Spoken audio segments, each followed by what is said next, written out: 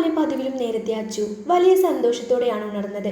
സ്വന്തം വീട്ടിലേക്ക് പോകാനുള്ള ആവേശം ഉള്ളിലുണ്ടായിരുന്നെങ്കിലും കട്ടിലേക്ക് നോക്കിയപ്പോൾ ശാന്തമായി ഉറങ്ങുന്ന ബദ്രിയാണ് അവൾ കണ്ടത്. അവൻ്റെ ആ നിഷ്കളങ്കമായി ഉറങ്ങുന്ന മുഖത്തേക്ക് നോക്കി നിന്നപ്പോൾ ഇന്നലെ രാത്രി ഭവാനിമ്മ പറഞ്ഞ വാക്കുകൾ അവളുടെ മനസ്സിലേക്ക് ഓടിയെത്തി. ശരിക്കും ഇദ്ദേഹത്തിൻ്റെ മനസ്സ് മാറുമോ? എന്നെ എന്തെങ്കിലും മനസ്സിലാക്കുമോ? അതോ ഇതെല്ലാം എൻ്റെ വെറും ഒരു സ്വപ്നമായി മാത്രമായി മാറുമോ? അവൻ്റെ മുഖത്തേക്ക് വീണ്ടും നോക്കുമ്പോൾ അവളുടെ ഉള്ളിൽ വലിയൊരു അത്ഭുതം തോന്നി. എന്നെ ഇത്രയൊക്കെ വിഷമിപ്പിച്ചിട്ടും വാക്കുകൾ കൊണ്ട് മുറിവേൽപ്പിച്ചിട്ടും എനിക്ക് എന്താണ് ഇദ്ദേഹത്തെ വെറുക്കാൻ കഴിയാത്തത്? എൻ്റെ മനസ്സിന് എന്തുകൊണ്ടാണ് ഇദ്ദേഹത്തിൽ നിന്നും അകന്നു നിൽക്കാൻ പറ്റാത്തത്? അവളുടെ കണ്ണുകൾ അറിയാതെ നിറഞ്ഞു തുളുമ്പി. കൈകൾ നെഞ്ചോട് ചേർത്ത് അവൾ ഉള്ളുരുകി പ്രാർത്ഥിച്ചു. എൻ്റെ കൃഷ്ണ, നിന്റെ മുന്നിൽ വെച്ച് ചാർത്തിയ താലിയാണിത്. ഇതെനിക്ക് എന്നേക്കുമായി നഷ്ടപ്പെടരുതേ. കണ്ണീർ തുള്ളികൾ കവളിലൂടെ ഒലിച്ചിറങ്ങിയെങ്കിലും പഴയതുപോലെ ഒരു തളർച്ചയോ സങ്കടമോ അവൾക്ക് ഇപ്പോൾ തോന്നിയില്ല. ഭവാനിയമ്മ നൽകിയ ധൈര്യവും സ്വന്തം പ്രണയത്തിലുള്ള വിശ്വാസവും കൊണ്ട് അവൾ മനസ്സിൽ ഉറപ്പിച്ചു. എന്നെങ്കിലും ഒരു ദിവസം ബദ്രി തന്നെ പൂർണ്ണമായി സ്വീകരിക്കുക തന്നെ ചെയ്യും. അവൾ പതുക്കെ കണ്ണുകൾ തുടച്ച് പുഞ്ചിരിയോടെ മുറിക്ക് പുറത്തേക്ക് നടന്നു. അച്ചു നിറഞ്ഞ പുഞ്ചിരിയോടെ അടുക്കളയിലേക്ക് കയറി ഓമനയെ സഹായിക്കാൻ തുടങ്ങി. ഇപ്പോൾ കുറച്ച് ദിവസങ്ങളായി രാവിലത്തെ പലഹാരങ്ങളൊക്കെ അച്ചു തന്നെയാണ് ഉണ്ടാക്കാറുള്ളത്. അടുക്കളയിലേക്ക് വന്നപ്പോഴുള്ള അച്ചുവിൻ്റെ മുഖത്തെ ആ അപൂർവ സന്തോഷവും തിളക്കവും ഓമനയുടെ ശ്രദ്ധയിൽപ്പെട്ടു. ഓമന സ്നേഹത്തോടെ അവളെ നോക്കി ചോദിച്ചു, എന്താ അച്ചു, ഇന്ന് നല്ല സന്തോഷത്തിലാണല്ലോ? അച്ചു ഓമനയെ നോക്കി പുഞ്ചിരിക്കുക മാത്രം ചെയ്തു. എന്നാൽ അവളുടെ ചോദ്യത്തിന് മറുപടി പറഞ്ഞത് അങ്ങോട്ട് നടന്നു വന്ന ഭവാനിയമ്മയായിരുന്നു. ഭവാനിയമ്മ കസേരയിലേക്ക് ഇരുന്നു കൊണ്ട് പറഞ്ഞു, അത് പിന്നെ ഓമനെ, അച്ചു ഇന്ന് വീട്ടിലേക്ക് പോകാൻ നിൽക്കല്ലേ? ആഹാ, അങ്ങനെയാണോ? അത് നമ്മൾ പെണ്ണുങ്ങൾക്ക് കെട്ടിച്ചയച്ച വീട്ടിൽ എത്ര സുഖമായി ജീവിച്ചാലും സ്വന്തം വീട്ടിലേക്ക് പോകണമെന്ന് പറയുമ്പോൾ ഒരു പ്രത്യേക സന്തോഷം തന്നെയല്ലേ ഓമനെ? അത് പിന്നെ പറയാനുണ്ടോ ഭവാനിയമ്മേ?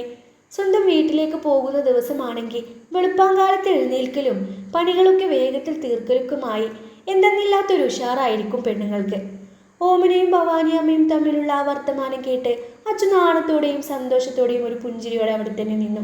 തൻ്റെ ഉള്ളിലെ ആവേശം അവർ രണ്ടുപേരും കൃത്യമായി തിരിച്ചറിഞ്ഞല്ലോ എന്നോർത്തപ്പോൾ അവൾക്കുള്ളിൽ വീണ്ടും സന്തോഷം ഇരട്ടിച്ചു. അച്ചു ആവേശത്തോടെ അടുക്കള പണികൾ തുടരുന്നത് കണ്ട് ഭവാനിയമ്മ വാത്സല്യത്തോടെ അവളെ തടഞ്ഞു. അച്ചു, മതി മോളെ, ഇതൊക്കെ ബാക്കി ഞങ്ങൾ തീർത്തോളാം. നീ പോയി ഡ്രസ്സ് മാറി ഒരുങ്ങാൻ നോക്ക് കുട്ടി. ഇതും കൂടി ഉള്ളു അമ്മേ, ഇത് വേഗം തീർക്കാം. അവർ സംസാരിച്ചു കൊണ്ടിരിക്കുമ്പോഴാണ് ബദ്രി താഴേക്ക് ഇറങ്ങി വന്നത്. അവൻ വരുന്നത് കണ്ട് ഭവാനിയമ്മ അച്ചുവിനോട് പറഞ്ഞു, മോളെ, അവൻ കഴിക്കാൻ എടുത്തു കൊടുക്ക്. അച്ചു വേഗം തന്നെ ചൂടുള്ള പലഹാരങ്ങളും കാപ്പിയുമായി ഡൈനിങ് ഏരിയയിലേക്ക് നടന്നു. മേശപ്പുറത്ത് തട്ടുകൾ നിരത്തി വെക്കുമ്പോൾ അവൾ പ്രതീക്ഷയോടെ ബദ്രിയുടെ മുഖത്തേക്കൊന്ന് നോക്കി. അവൻ്റെ മുഖത്ത് എന്നും കാണാറുള്ള അതേ ഗൗരവം തന്നെയായിരുന്നു. അവൻ്റെ മുഖത്ത് നോക്കി ചിരിക്കണമെന്നുണ്ട്. പക്ഷേ തനിക്ക് ആ ചിരി തിരിച്ചു കിട്ടിയില്ലെങ്കിലോ എന്നോർത്ത് അച്ചു അടുക്കളയിലേക്ക് തന്നെ നടന്നു. അടുക്കളയിലെ പണികൾ വേഗത്തിൽ തീർത്ത് അച്ചു മുറിയിലേക്ക് കയറിപ്പോയി. മനോഹരമായ ഒരു പർപ്പിൾ കളർ സാരിയാണ് അവൾ ഇന്നെടുത്തത്. ശരീരത്തോട് ഒതുങ്ങി ഭംഗിയായി കിടക്കുന്ന ഒരു കാഷ്വൽ സാരിയായിരുന്നു അത്.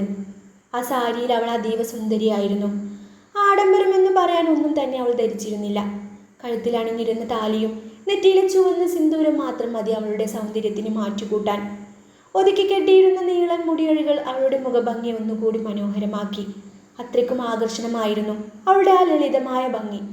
വസ്ത്രമെല്ലാം മാറിയിറങ്ങി താഴേക്ക് വരുന്ന അച്ചുവിനെ കണ്ടതും ഉമ്മറത്തുണ്ടായിരുന്ന ഭവാനി അമ്മയും ഓമനയും ഒരു നിമിഷം കണ്ണെടുക്കാനാവാതെ നോക്കി നിന്നുപോയി. അവൾ അവരുടെ അരികിലേക്ക് നടന്നു വരുമ്പോൾ തൊട്ടടുത്തുണ്ടായിരുന്ന ബദ്രിയും അച്ചുവിൻ്റെ ആ ലളിതമായ സൗന്ദര്യം അവനും ഒന്നറിയാതെ നോക്കിപ്പോയിരുന്നു. പക്ഷെ പുറമേക്ക് അതൊട്ടും കാണിക്കാതെ അതേ പഴയ ഗൗരവം നടിച്ചവൻ മുഖം തിരിച്ചു. ബദ്രി ഇനിയും ഒരുങ്ങാതിരിക്കുന്നത് കണ്ടതും ഭവാനി അമ്മ പറഞ്ഞു, എന്താ ബദ്രി ഇത്, നീ പോയി ഡ്രസ്സ് മാറുന്നില്ലേ? അവൾ ഒരുങ്ങി എത്തിയിട്ടോ? ബദ്രി എഴുന്നേറ്റ് നിന്നും അടിച്ചുകൊണ്ട് പറഞ്ഞു, ആ ദാ ഇപ്പോൾ വരാം അമ്മ.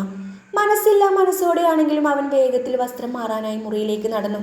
മറുവശത്ത് വിവാഹശേഷം ആദ്യമായി മകളും മരുമകനും വരുന്നതിൻ്റെ സന്തോഷവും ആവേശവും അച്ചുവിൻ്റെ വീട്ടിൽ അലതല്ലി നിൽക്കുകയായിരുന്നു.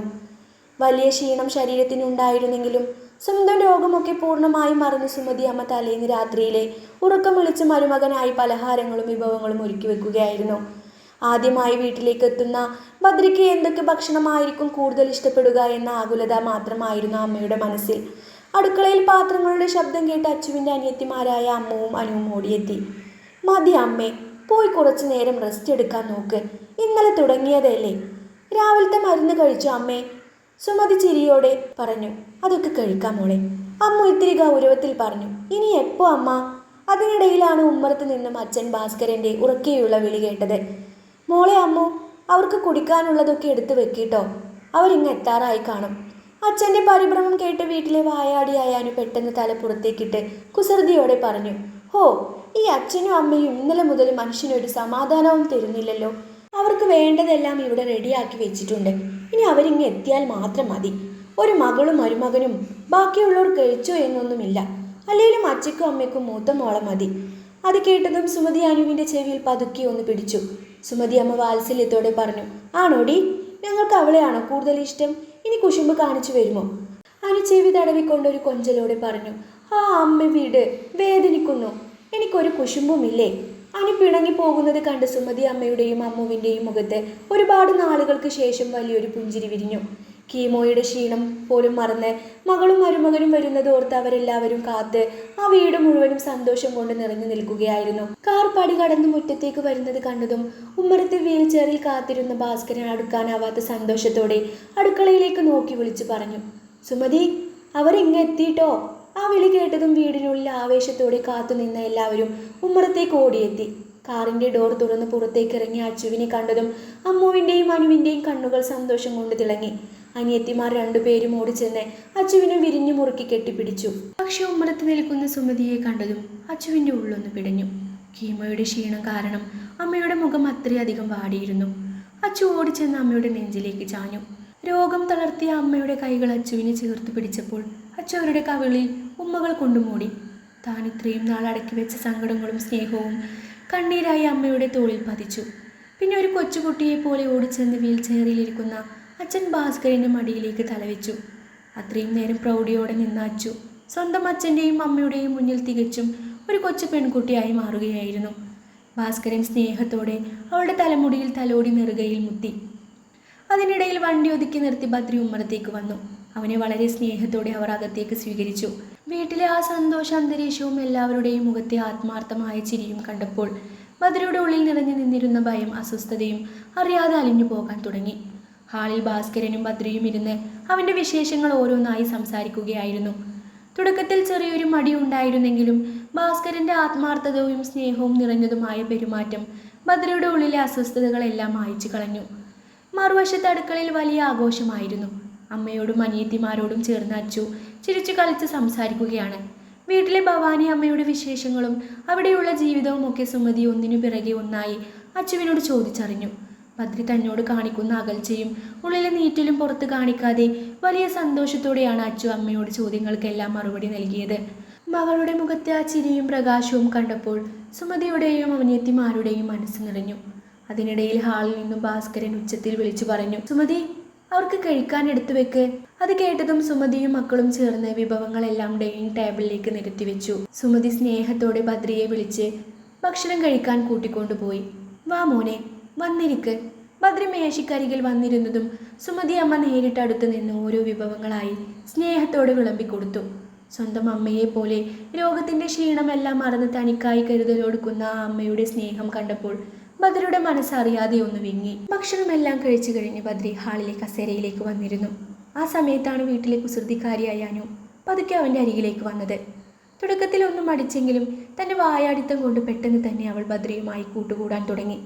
ബദ്രിയുടെ ഗൗരവമൊക്കെ അവളുടെ നിഷ്കളങ്കമായ കുസൃതി ചോദ്യങ്ങൾക്ക് മുന്നിൽ അലിഞ്ഞുപോയി.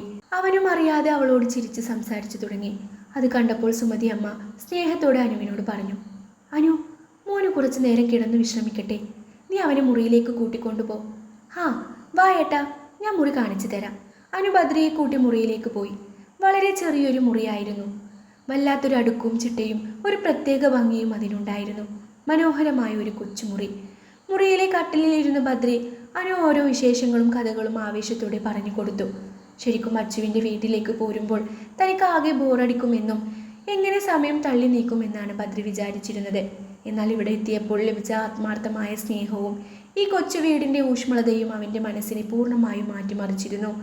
തൻ്റെ ആശങ്കകളെയെല്ലാം മാറി അവൻ വല്ലാത്തൊരു സന്തോഷത്തിലും ആശ്വാസത്തിലുമായിരുന്നു. അപ്പോൾ മുറിയിലിരുന്ന് രണ്ടുപേരും സംസാരിക്കുന്നതിനിടയിലാണ് അനു വർത്തമാനത്തിൻ്റെ ശബ്ദം ഒരല്പം കുറച്ച് ബദ്രിയുടെ അരികിലേക്ക് അല്പം ചേർന്നിരുന്നത്. അനു പതുക്കെ ഒരു രഹസ്യം പറയുന്ന മട്ടിൽ പറഞ്ഞു. ഇത് ആരുടെ മുറിയാണെന്ന് അറിയാമോ? അച്ചുവിൻ്റെയാ.